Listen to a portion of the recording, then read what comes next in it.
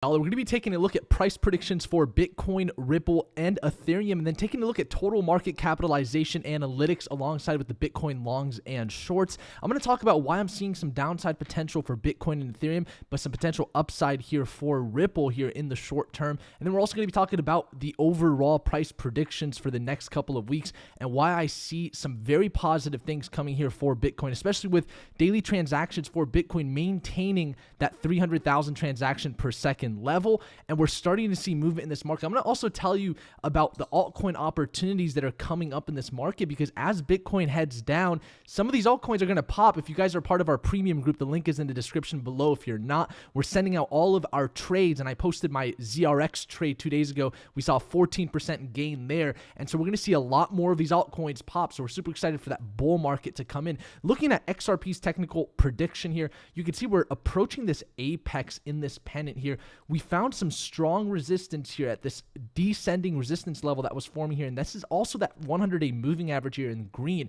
And so right now what I see happening here is for us to stay at these lower zones for just a little bit, but in my opinion, we're going to see Bitcoin see some lower price action over the next few days, and I think that's going to allow XRP to kind of gain some momentum, because you can see we've seen a lack of volume recently just because more and more people are going to these altcoins. And then when you look at this RSI, we're seeing this positive divergence. We're in this neutral zone, and then we're seeing this descending price action. So that's a very positive sign when we see these type of indicators, because that indicates that this is most likely undervalued right now, and we are going to see a push to the upside soon. And I think we'll break past this 100-day moving average and see a price target of around that 39 that 0.39 level. So that's 39 cents. At 40-cent level is where I'd expect us to see some sort of resistance, and then possibly find support back down here on 36 cents, where this was previous resistance will turn into future support. And so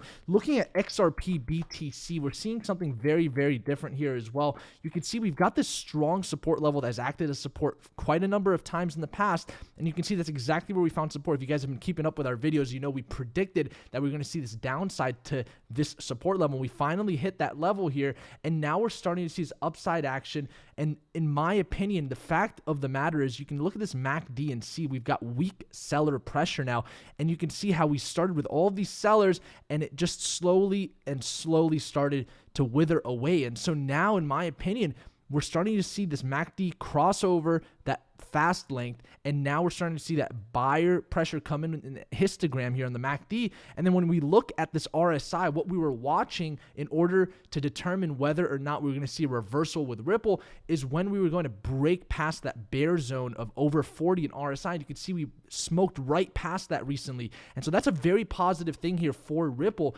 And so I'm looking at Ripple over the next couple of days to see some sort of upside. I think we're going to see some good stuff here. Looking at Bitcoin to the US dollar here, interesting stuff happening here. So now we're in this ascending triangle. The fact that we found resistance here confirmed this strong resistance level, where we found resistance once, twice, 3 times here in the past, and now 4, and now we're starting to head down towards that downside. And I'm not surprised that we're seeing this, just because we saw this beautiful price action initially that took us about 23% up, and so it's not surprising that we're seeing a little bit of downside. We found resistance at that 100-day moving average, but we've also got that 50-day moving average here waiting for us. So looking at Bitcoin, I'm not as optimistic. We've got this MACD crossing over to the downside. You look at the RSI as well. We formed this textbook head and shoulder here. Most likely going to see that drop down, most likely find support around that 40 level in RSI, as we know that's a neutral zone there. Anything below that would be a little bit more worrisome to me, but I'm looking at this as a very positive price action and price movement, being the fact that we saw this run up. And so my targets right now would be right around that 36.90, but I'm more leaning towards that 3,500 to 3,550 level before seeing any sort of upside action, being the fact that we're so early in this new structure here, this ascending triangle. We typically want to see 75% of these structures fulfilled, and it wouldn't be a surprise for me to see this sort of action over the next few months with Bitcoin, and sort of this like consolidation phase in a way, and that would be extremely healthy to allow the justification of these price levels to really sink in with these investors. And as we see ETFs come on the table with the SEC, now that we have 2 on the table, and we start to see transactions per day increase and new use cases like the BTT token that are actually applicable to millions of users, I think that's where we're going to start to see an uprise here. Let me know what you guys think in the comments below. But transitioning into USD to Ethereum here, very similar to Bitcoin, we've got this ascending triangle, this strong resistance here around that $168 mark. We went ahead and called this resistance and that trade. So if you guys are part of our premium group, once again, if you're not, the link is in the description. This bear market doesn't have to be boring. Get into our group. You guys won't regret it.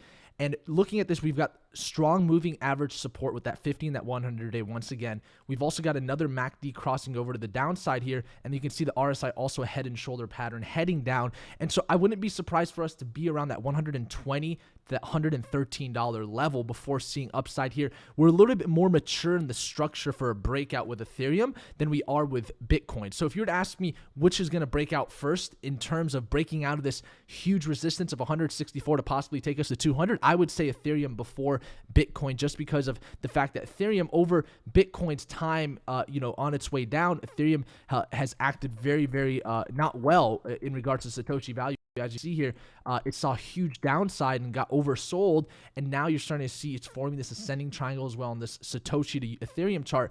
And so everything correlates with the fact that we'll see a little bit more downside here, possibly in terms of Satoshi value down to that 3.2 million Satoshi mark before seeing any sort of upside to pass 4 million Satoshis, which is where we want to go above here with Ethereum, so we can start heading back towards these higher Satoshi levels to eventually possibly go back to 10 million Satoshis.